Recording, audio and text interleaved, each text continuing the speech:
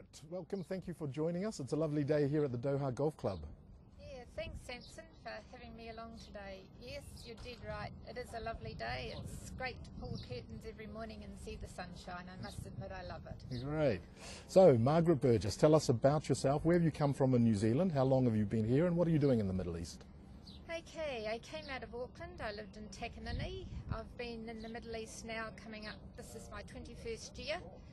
I started in the Middle East through the exhibition and event market, bringing companies from New Zealand and Australia into the Middle East for exhibitions.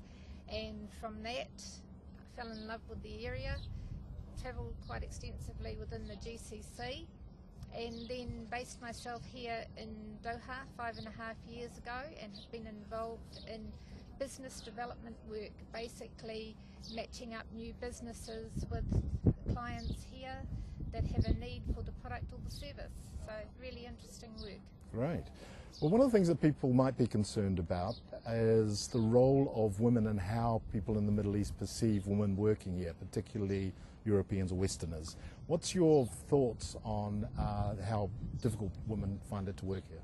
No, there's a misconception, I guess, that women are not perceived as business people in the Middle East, but that is absolutely incorrect. Women in the Middle East are very well respected, their views are respected, they're listened to, and they can add a lot to the GCC Qatar area.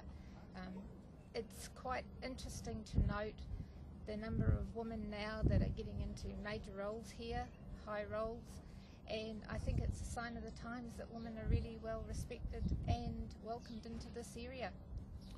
So what advice would you give young New Zealanders who want to work, do business, operate here in the Middle East?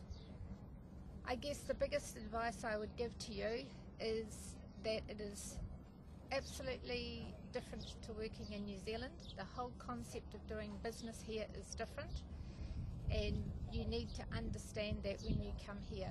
The areas that in particular you need to respect is that you're working in a different culture, they do things differently, they have different times on things, and it's all part of their culture and the way they do business. For instance, when I say they have different times on things, we would go into a business meeting, as you know, Samson, and we would have 3 points to cover, and we would go in and we would start with point 1 and we would work through that.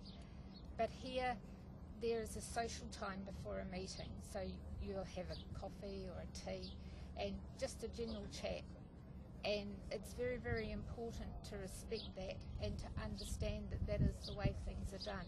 And it is really great because it's a good time for them to ask you questions about being a Kiwi, and they know that New Zealanders are called Kiwis, and that's always a really good topic of discussion. And it's just little things like that. But the respect, the culture, and also if you want to be seen as a business person in this area, it's important to show the maturity that comes with being a business person, and also to dress and respect their customs and their cultures, and to show that you are a business person, which of course includes the way you dress and the way you manage yourself. It's very important. Great, thank you very much, Margaret. Valuable advice. Thanks.